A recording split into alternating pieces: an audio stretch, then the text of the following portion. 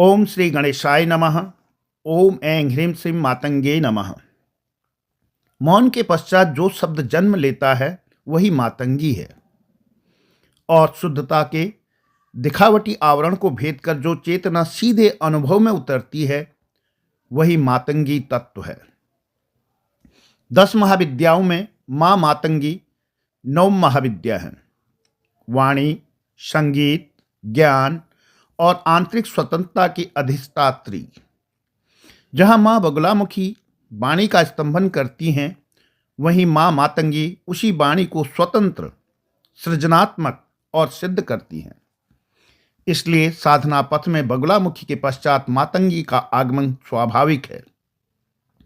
स्तंभन के बाद प्रवाह। इसी भाव में हम उस लोक में प्रवेश करते हैं जहां वाणी केवल शब्द नहीं, संगीत केवल स्वर नहीं और ज्ञान केवल शास्त्र नहीं रह जाता। देवी भागवत की परंपरा बताती है कि जब शब्द नियमों में जकड़ जाते हैं तो निर्जीव हो जाते हैं, और जब ज्ञान अहंकार का वस्त्र पहन लेता है तो बंधन बन जाता है। एक समय ऐसा ही हुआ जब देवताओं की वाणी निष्प्रभावी हो गई। मंत्र थे पर रस नहीं, स्तुतियां थी पर आत्मा नहीं। तब देवताओं ने आदिशक्ति से प्रार्थना की, हे माता, हमें ऐसी वाणी दो जो जीवित हो, ऐसा ज्ञान दो जो मुक्त करे। उसी क्षण आदिशक्ति के हृदय से एक श्यामल तेज प्रकट हुआ, न पूर्ण शुद्ध न अपवित्र बल्कि सहज, और उसी तेज से मां मातंगी अवतरित हुई। श्यामल वर्ण, वीणा धारण, नेत्रों में करुणा और स्वातंत्र्य का प्रकाश। देवी ने कहा, मैं वहां प्रकट होती हूं जहां शुद्धता का दिखावा टूटता है।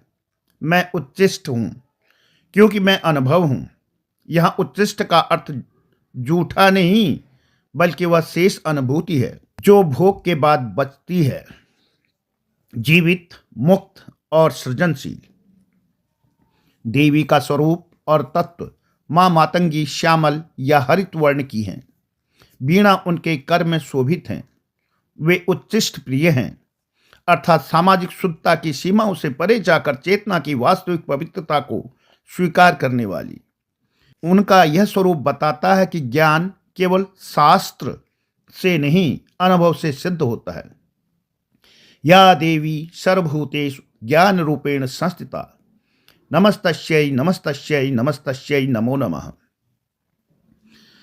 देवी भागवत परंपरा में वर्णित है कि एक समय देवताओं की वाणी निष्प्राण हो गई।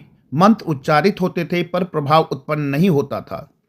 सरस्वती की उपासना होते हुए भी शब्दों में आत्मा का अभाव था। तब देवताओं ने आदिशक्ति से प्रार्थना की, हे माता, ऐसी शक्ति प्रदान करे जिससे वाणी में प्राण लौट आए। तभी आदिशक्ति ने हृदय से एक श्यामल तेज प्रकट हुआ। उस तेज से मां मातंगी का प्राकट्य हुआ। देवी बोली, जहां शब्द को नियमों में बांध दिया हो वहां मैं स्वतंत्रता बनकर आती हूं। जहां ज्ञान अहंकार बन जाए वहां मैं उच्चिष्ट बनकर उसे तोड़ देती हूं।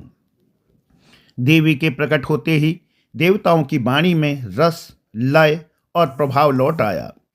तभी से मां मातंगी को मंत्र सिद्धि और वाक सिद्धि की देवी कहा गया।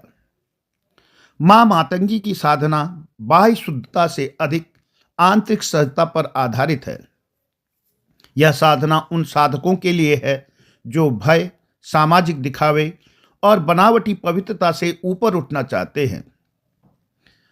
मां मातंगी का बीज मंत्र है ओम ऐं ह्रीं श्रीं मातंगे स्वाहा। ऐं वाग बीज, ज्ञान और अभिव्यक्ति का स्रोत। ह्रीं हृदय और करुणा का विस्तार। श्रीं सौंदर्य, लय और ऐश्वर्य। यह मंत्र साधक की वाणी को मधुर, प्रभावशाली और सत्यपूर्ण बनाता है। मां मातंगी की कृपा से कवि, लेखक, वक्ता और कलाकार सिद्ध होते हैं। वाणी में आकर्षण और सत्य का बल आता है। आंतरिक हीनता और भय नष्ट होते हैं। साधक स्वतंत्र चेतना का अनुभव करता है। मां मातंगी का मार्ग साहस का मार्ग है। यह समाज की स्वीकृति नहीं, आत्म स्वीकृति सिखाता है। जो स्वयं को स्वीकार कर लेता है वही मातंगी की कृपा का अधिकारी बनता है।